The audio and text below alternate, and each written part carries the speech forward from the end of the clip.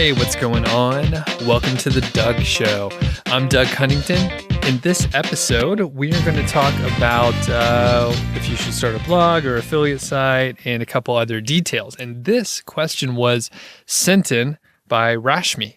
And I think it's a fine question. A lot of people, when they're first getting started, do have questions like this. So before we get to it, I'm going to complain a little bit, I guess. I guess that's what this is going to be. Not complain. It's just interesting facts. So I wear a Fitbit, and the Fitbit is, it's pretty nice. I think I can't remember. I think it's like the Charge 2. My in-laws got it for me a couple Christmases ago, so it's cool. I like to stay active, and I like to count my steps. So the Fitbit works really well. The other cool feature that the Fitbit has is it can like monitor your sleep. So it has like a little accelerometer or something like that in there, and it can tell if you've been naughty or nice, just like Santa Claus. No, it can tell if you're moving, so it can give you an idea about the quality of your sleep, apparently. It also, this particular one has like a heart rate monitor, so it can sort of gauge that as well. The reason why I'm bringing this up is I know I don't need a Fitbit to tell me that I didn't sleep well last night. Now, I'm not 100% sure why. I think, maybe I drank too much water, close to bedtime, and I had to pee. I woke up at like 4 a.m. I woke up to go pee, and then once I wake up, at like 4, it's pretty close to when I maybe would wake up anyway. I usually don't set an alarm, but a lot of times I'll wake up at like 5 and then I'll go ahead and go work out or something. I like doing that. But the point is I woke up at like 4, and occasionally when I got a lot of, business things going on or whatever going on in my life, I will start thinking about it and stress out a little bit. And as I'm laying there trying to fall back asleep, I just keep thinking about the impending day, the impending doom coming at me. And I start thinking about it, and I can't fall back asleep. So that was kind of a pain. I did actually see that I think I slept like 6.5 hours last night. The Fitbit also tells you like how long you spend in different areas of sleep, like the stages. And I didn't get a ton of deep sleep. The reason why I'm bringing all this up is, I had enough coffee to cover it up. But I didn't sleep that well. And the interesting thing is last week, my average sleep per night went up by about 30 minutes. So like I mentioned, I've had this Fitbit for a while, and even if it's not 100% accurate for the amount of sleep that I get or the stage of sleep or whatever, it does give me an idea of the trend, and at least it's a consistent measuring tool. So even if it's not 100% right, it gives me an idea on, a day-to-day basis relative to other days and the ongoing averages. So the point is, typically, most of the time, I'm getting somewhere between like 6.5 to maybe 6 hours, 50 minutes of sleep on average. And some nights I just don't sleep as well, and maybe it's only 6 hours of sleep, and then other times I'm able to sleep a little bit better. I haven't put it together to figure out exactly what the issue is. A lot of times I have a feeling it's probably related to stress and exercise versus like other factors. But occasionally, right, if I have too much spicy food, I may have like a little upset stomach or something like that. That'll keep you up. Anyway, I'm coming around to it, and then we'll get to Rashmi's questions here.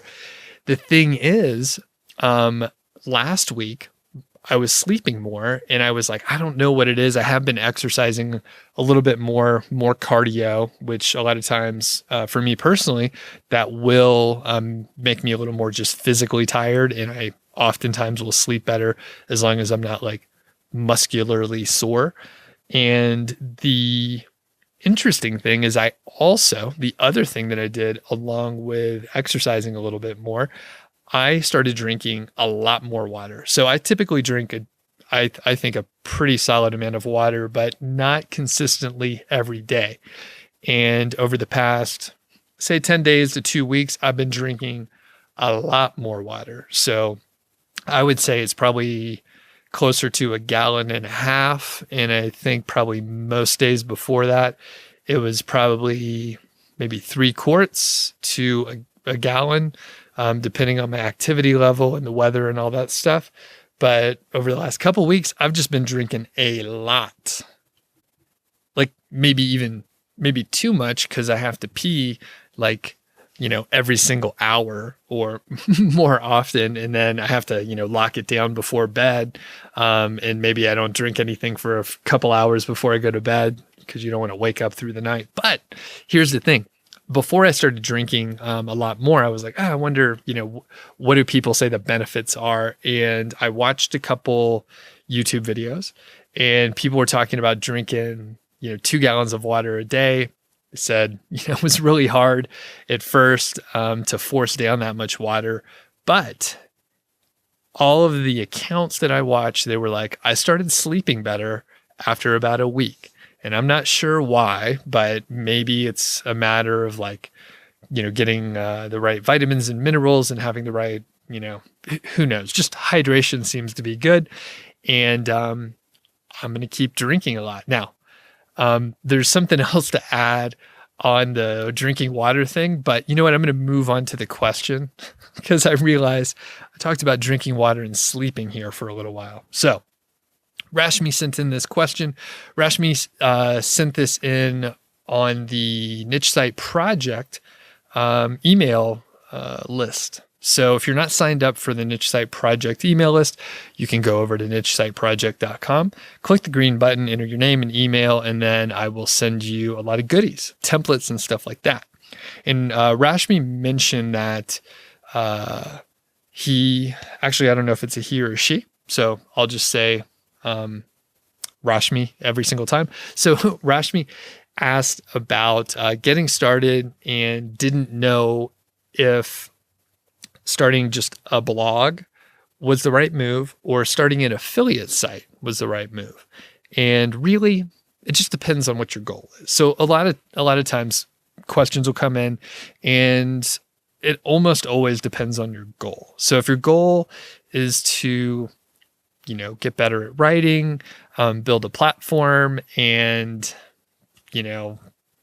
have a blog, then the blog is probably a good idea. Now the blog, probably, right? There's no defined way to monetize a blog. You could have ad revenue. You could sell your own products. You could just build an audience and then figure it out later. But there's no set path for a blog. Maybe you're a writer. Maybe you're going to write a book and you figure, hey, I'm going to start a blog so that when I write my book and publish it, there will be an audience to buy it, that sort of thing. So you have to define your goal and why you're doing things, maybe look at your skill set. Although I would say most people can learn to do the activities associated with building a website, either a blog or an affiliate site. Now on the affiliate site, that's the area that I've spent the most time in. And I like affiliate sites for many reasons over, selling your own products, developing your own products and that sort of thing. If you're an affiliate, you don't have to manage the customer support. You don't have to come up with the product to sell. If it's a physical product, you don't have to come up with a capital to have the inventory. And there are just so many other things that you do not have to handle if you're an affiliate. And in a lot of ways, it's a good way to get started, even if you think you will have a physical product in the future, or you will have your own products or different monetization. Because as you're getting started, the costs are going to be lower for an affiliate site than, like I said, if you have physical products and you have to buy inventory, obviously that is going to take capital. A lot of times it's going to be fairly expensive to, get the business set up. As an affiliate, you can get started for cheaper, build up the skills, probably from a content marketing standpoint, and then you'll be able to use those skills in the future should you have your own product. Now, my answer that I emailed back to Rashmi was, either one's fine. You just have to choose what you want to work on and do it. There's not a better path, right? We could throw into the question, right? Should I start a blog, a podcast, a YouTube channel, or have an affiliate site? And again, any of them can be fine. We could throw in another one. Freelancer. Should I do like freelance contracting? And we'll just say Rashmi is a technical writer and has a background in I don't know, like audio design. I'm looking at a microphone, so I'm not very creative. In like audio acoustics, and he could do technical writing for that, right? So 100%, any of them can be successful in 2019. Even a blog, even a YouTube channel, a podcast. Like every day, someone starts something. And yes, there could be a ton of competition. You're competing with the rest of the world. You're competing with other distractions that people may have. But every day, like someone starts something new in a competitive market, and not everyone makes it, but maybe the people that are obsessed enough do. So anything can work if you stick with it long enough and you actually are trying to improve as you go. Now, I can also tell you what won't work. So if you jump from one thing to another and you don't give yourself enough time, you're not going to make it work. It's going to feel terrible because you're going to fail in multiple different areas. And it's very easy to do this because, especially in the internet marketing area, there's a lot of marketers, as you can imagine, trying to sell you something. And I'm one of them, right? I try and sell you something every now and then. I'm not above it. But I also try and give out a lot of free information and just try and help people, generally. So the point I'm trying to make is if you jump from, one business model to another, you basically start from scratch every time you switch, and you don't give yourself the opportunity to learn about, the mistakes that you made to not make them again. So little example, when I first started my very first domain, I did the keyword research wrong. All right. This is a classic mistake. Someone asked me this just the other day. So on a lot of tools, you will see the search volume, a lot of keyword research tools, you'll see the search volume per month, but you'll also see some other values like the competition and the CPC, that's the cost per click, and the competition level that's listed. Often it's like high, medium, low, something like that is kind of a range. So high, medium, low. That high, medium, and low competition is actually for advertisers. All right. That's actually for advertisers. And it's important to understand the tool that you're using, because sometimes there's another like keyword competition or keyword difficulty metric that is separate from the quote, AdWords competition. All right. So AdWords competition is for the advertisers. So when I saw low competition for the AdWords competition, I thought that was good. I thought it was a low competition for the keyword, but it's not. It's low competition for the advertiser, meaning no one's advertising for it, meaning it's probably not a profitable keyword. Otherwise, people would run ads for it. So the thing is, I made a mistake. I screwed up. I picked a bad keyword that no one was searching for, and didn't have a very good search volume and didn't have a good way to be monetized if I actually got traffic to the site, which I didn't. So I learned that. And if I would have moved on to, let's say, drop shipping, a drop shipping business model, I really wouldn't be able to utilize that idea directly, right? Or if I moved on to podcasting, maybe that's a better example. If I moved on to podcasting, I wouldn't, take advantage of the fact that I made a mistake and I learned from it. I'm moving on to another another medium, a whole other business model where I will make beginner mistakes again. And I see it all the time. People will move from, a blog, an affiliate site or something like that. And then they'll try and do a YouTube channel, and they'll buy equipment. And then they have all this like video stuff that they then have to figure out, like lighting and audio and editing and uploading, and then doing descriptions and then tags and hashtags and blah, blah, blah.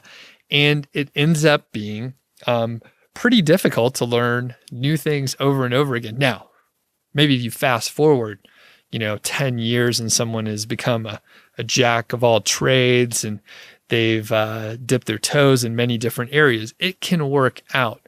But I can tell you that it's quite frustrating to go from, one endeavor to another endeavor and make some mistakes, right? If you're starting something new, you will make mistakes.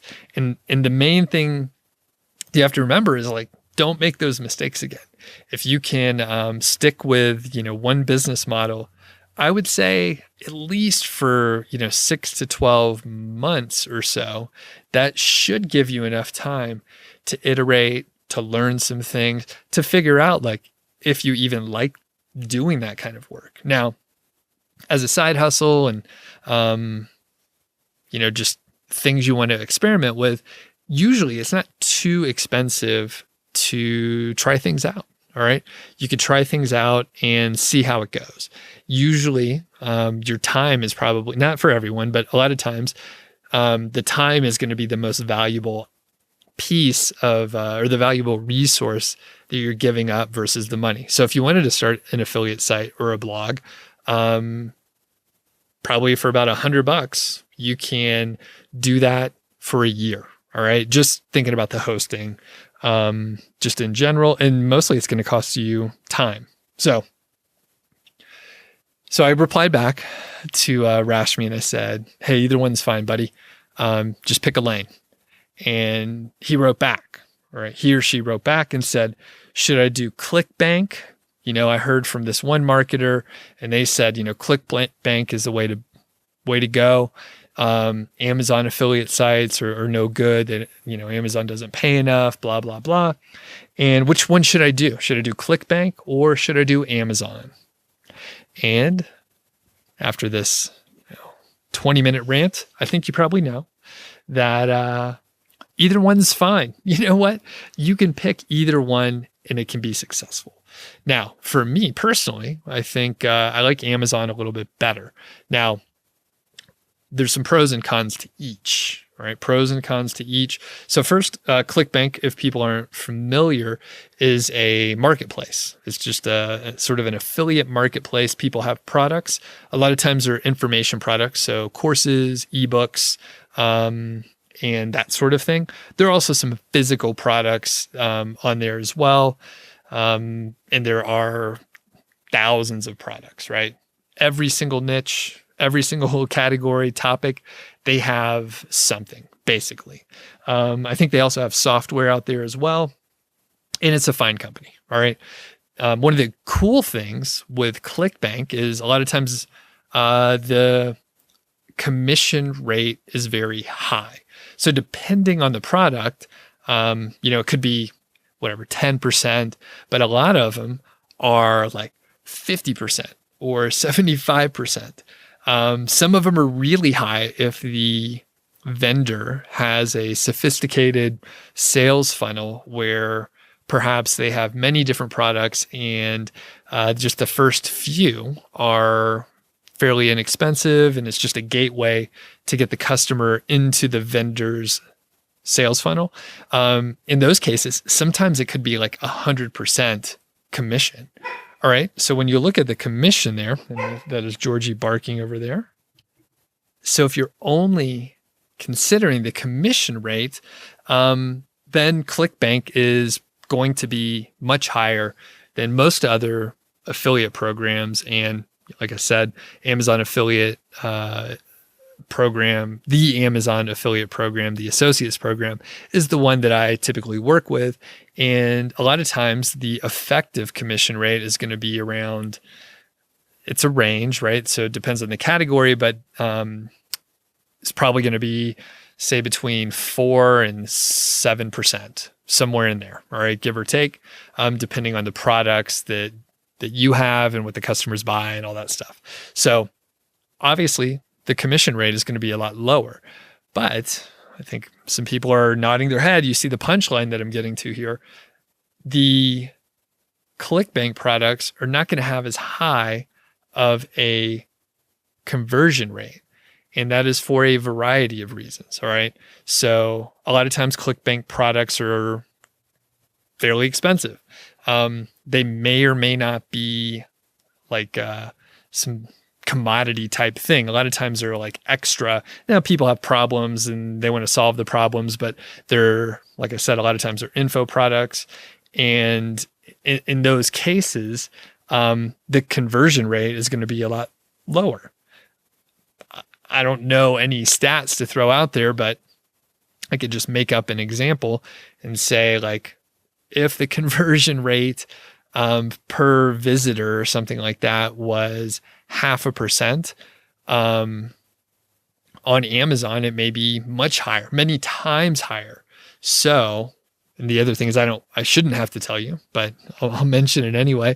Amazon converts pretty well. You know, Jeff Bezos is doing pretty good. And the prices are cheap. A lot of places you have, 2-day prime shipping. If you're in a big hub, you can like get a product the same day, like within 24 hours. Amazon does pretty well. People buy a lot of stuff on Amazon. People buy a lot of stuff over the holidays on Amazon. And if you make an order on Amazon, a lot of times, I know I do this, I'll like get the thing that I was going to get, and then I'll start browsing around a little bit more. I'm thinking, hey, if I'm going to make an order, why don't I just order a couple other things, maybe some things that I don't need?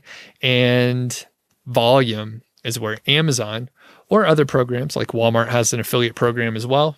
I haven't done any work with Walmart, but the point is you sell, not you specifically, but like Amazon has the ability to sell a lot more product than Clickbank. And people typically, not always, but typically will trust Amazon over some random other, company selling a thing. In fact, going back to that, if I make an order on Amazon, I'll get the product that I want, and then I'll shop around a little bit more.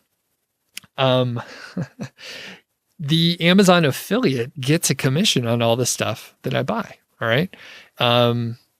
If you buy something on Clickbank, the affiliate only gets the commission on whatever they purchased. And if it's an info product, there's nothing else for me to buy, right? So if I buy the info product on how to grow hair back or whatever, then I can't go and get extra, volumizing conditioner. I don't know what I'm talking about. I can't go out there and buy more stuff, basically. So on Clickbank, it's like you buy the product and then you move on. There's no other stuff that you can buy. So that's just a minor thing, right? But it makes a difference in aggregate. And just in general, not always, but in general, you're probably going to have more search volume and more traffic for, a site based on products that you can buy on Amazon. Again, I'm making a huge generalization here, but the search volume for terms to get Clickbank products or reviews or sales or whatever, it's just going to be smaller. So a lot of times it's a smaller market. Now, we're going to go a little bit deeper here. I have experimented some with Clickbank products. I had a site a while back that there were quite a few products on Clickbank to sell. And it was fine. I think I was working on it with a partner. This is a few years back, all right? But I was working on it with a partner, and we were, I think the height, $1,000, $1,500 a month, something like that. It was fine. It was fine. And people bought the Clickbank products. It was all good. We're getting those high commission rates, 50 to 75% in the products that we were selling. And it was pretty cool. We had a big email list, and we would send out an email. I was having fun doing copywriting for the emails. And then, send out one email, you make $1,000. I mean, it was cool. It was fun to do that stuff. Now, the problem though is some of the products are not kept up to date. So let's say you have a small sales funnel on your site set up for a particular product. Let's say you're ranking for a couple terms related to it. People sign up for an email list, and then you can market to them a little bit after that and sell the product. Well, let's say the product is no longer offered anymore and the company just stops making it. Then you're screwed, right? Like you've built this funnel. Maybe you've spent a lot of time on the content. Maybe you spent a lot of time doing the email copy and all the marketing material, and then it's gone. There's nothing you can do. You can try and find an alternative product, but sometimes the keywords are based around like the brand name or some very specific criteria, and you're just out of luck. Now, similar things could happen for sure on the Amazon side. But from my perspective, that was another flaw in the Clickbank model. Now, can you have the two working together? The answer is yes. The answer is yes. You can do that. So let's say you have, I'll just stick with the hair loss, hair regrowing analogy here. See what kind of creative products I can come up with. But let's say I have this Clickbank product, how to grow hair back. So I got to smear like goose feathers on my head or something like that, and put honey on there. And that's the plan. All right. That's the product. All right. This analogy is going weird, but basically let's say there's a Clickbank product around hair loss. Cool. Very cool. All right. You can have a few pages on your site about that. You can also have content on your site where you talk about the products on Amazon that you can get related to hair loss or the problems that, folks that don't have hair have. Like maybe you need a wide brim hat to keep that sun off your head, that sort of thing. Or some sort of a wig or toupee or something like that. So maybe some glue or adhesive to keep that thing fastened to your head. You don't want a gust of wind to blast through and blow that expensive toupee off your head.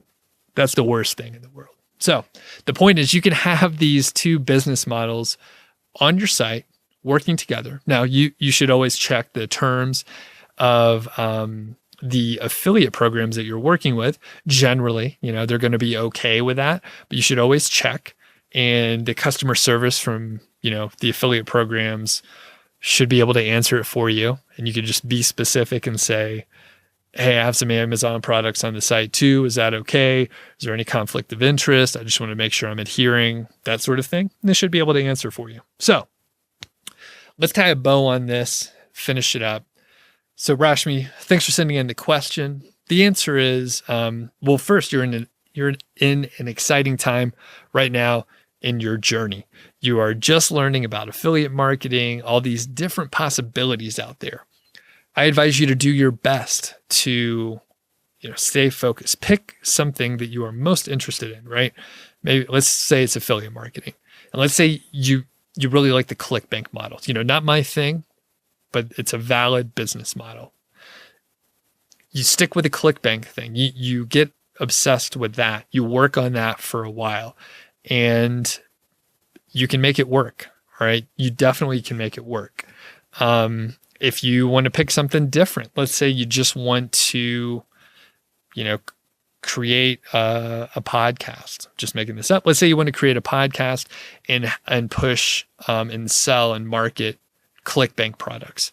That could be valid as well. It could be, I wouldn't necessarily recommend that route, but maybe, you were on the college radio station and you happen to be a good broadcaster. You don't ramble on too much. You stay on topic and you have a great voice and you have all the equipment and you happen to browse on Clickbank. You see some products that could be great on the topic that you want to talk about. Well, I think that could work. That could definitely work. If you were a videographer and a storyteller and you wanted to be, you went to film school, you can do this on YouTube as well. Even though it's, a crowded space, you can do a video and people start businesses all the time. All right. Even in super competitive spaces. So I hope that is helpful. Maybe I hope it's helpful. I'm just telling you, you got to pick something and then I recommend you stick with it for a while. Be sure you give it a chance. Don't jump around too much. If you jump around too much, you're going to drive yourself crazy. You're going to feel like a failure because everything that you're trying seems to not work. And when you look around, you're like, oh, everyone else is making it work. And then you'll feel bad. So don't do that. Don't fall into that trap. All right. This hopefully was a great episode. If you want to call in and leave a question, check out the show notes in description. There's a phone number. That's the voicemail. You can call in, leave a message. Benny did a couple episodes ago, which was super cool. Thanks, Benny, for doing that. And you obviously get a shout out and I will answer your question. If you don't want to leave me a voicemail, the written word is more your thing, feedback@doug.show. Everyone have a great day and we'll catch you next time.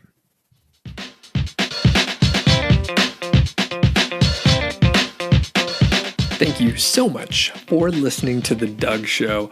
I really do appreciate it. I mean, I'm just sitting here at my computer recording stuff and you're listening to it. And I think that's awesome. If you enjoy the show and you know someone who maybe would be interested in it, please let them know. I think it would be fantastic if you help spread the word. If you are not signed up for the Niche Site Project email list, well, you're in luck. All you have to do is go to nichesiteproject.com, click the green button, enter your name and email address, and I'll send you a bunch of cool stuff about affiliate marketing, productivity, including all my templates. If you happen to not be subscribed to this podcast, please do subscribe and don't forget, I welcome your questions. So you could send your emails to feedback@doug.show. I got that really cool domain, doug.show. That's it. So feedback@doug.show. Or I'm going to leave my voicemail number in the show notes. So all you have to do is give me a buzz, leave a voicemail, and then I'll potentially put you on the air. So looking forward to it, and we'll catch you next time.